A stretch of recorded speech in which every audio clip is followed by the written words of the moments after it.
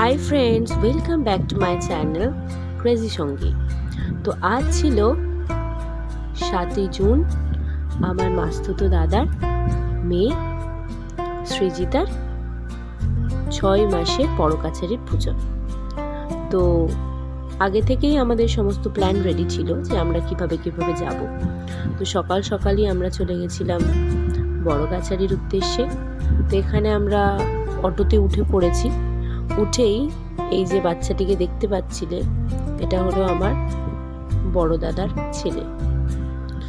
তো এবার আমরা যথারীতি গাড়ি করে চলছি।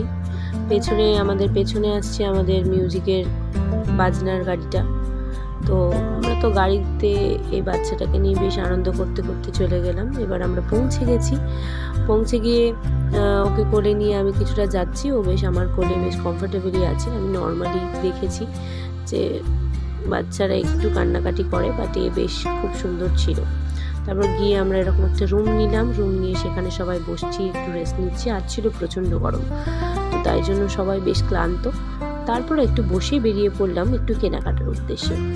এখানে কিন্তু প্রচুর দোকান আর জিনিসপত্রের কিন্তু খুব রিজনেবল প্রাইস, মানে সাধারণ দোকানের থেকে কিন্তু অনেক কম দামে এখানে জিনিস পাওয়া যায়।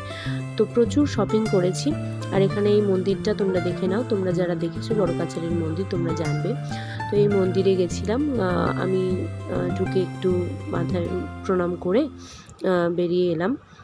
তো এদিকে দেখো তোমরা প্রচণ্ড ভিড় এবং বাতাসা নূর দিচ্ছে। এদিকে পুজো হচ্ছে, বহু বাচ্চাদেরকে পুজো দেওয়া হচ্ছে এবং যে যার মনের কামনা বাসনা ইচ্ছা পূরণ হলে এখানে যারা মানত করেছে তারা পুজো দিচ্ছে এবং বিভিন্ন আশা পূরণের জন্য অনেকে পুজো দিয়ে তাদের মনের কথা লিখে জানিয়ে রেখে যাচ্ছে। তো আমরা সেরকম কিছুই করিনি। আমরা ঢুকে একটু প্রণাম করে চলে এসেছিলাম। তো তারপরে আমাদের মেন যেটা সেটার উদ্দেশ্যে আমরা রওনা হলাম, যেখানে আমরা নানা ধরনের জিনিসপত্রের দোকান দেখছি এবং কি কিনবো সেটা ঠিক করছি। আমার বেশ অনেক রকমই প্ল্যানিং ছিল যে কি কেনা যেতে পারে ওখানে। আগেরবার আমি গিয়ে বুঝেছিলাম যে ওখানে কতটা ভালো দামে পাওয়া যায়। তো আগেরবার অনেক কিছু কিনেছিলাম, কিন্তু তাও মনে হয়েছিল এবারে এলে কি কেনা যেতে পারে। তো সেরকম বেশ কয়েকটা জিনিস আমি কিনে নিয়েছিলাম, অন্য জায়গায় পাওয়া যায়। তো এবার তোমরা দেখো যে এটা হলো বড়কাছারির যে ঘাট, যেখানে বাচ্চাকে স্নান করানো হয় এবং এই জলটাকে কিন্তু সবাই অত্যন্ত পবিত্র বলে মনে করে।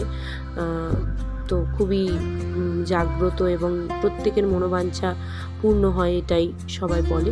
তো প্রচণ্ড রোদ উঠায় এই হাঁটার জায়গাগুলো ছিল প্রচণ্ড গরম। আর আমি খালি পায়ে গিয়েছিলাম, মানে আমাদের যেখানে রুম ছিল রুমে জুতো খুলে গেছি, তো পায়ের তলা পুরো পুড়ে যাচ্ছিল।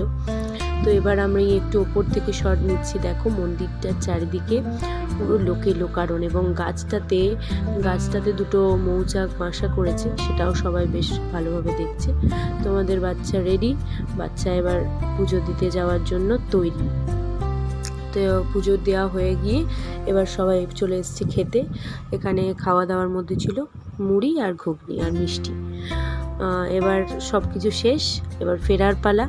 তো বেশ ভালোই সারাদিনটা কাটলো। এবার তোমাদের সঙ্গে শেয়ার করে নেবো যে আজকে আমি কি কিনলাম। এই দেখো, এই যে কালো রঙের ব্যাগটা দেখতে পাচ্ছ। আমার আজকের এই ছোট্ট ব্লগটা যদি তোমাদের ভালো লাগে, তোমরা আমার চ্যানেলটাকে সাবস্ক্রাইব করতে পারো। আমি কিন্তু নতুন ভিডিও এখন দিচ্ছি। তোমাদের যদি ভালো লাগে লাইক করো, একটু নিজেদের ফ্রেন্ডদের মধ্যে একটু শেয়ার করে দাও, তাতে আমারও ভিডিও বানানোর অনেক ইচ্ছা বাড়বে। Thank you for watching my video.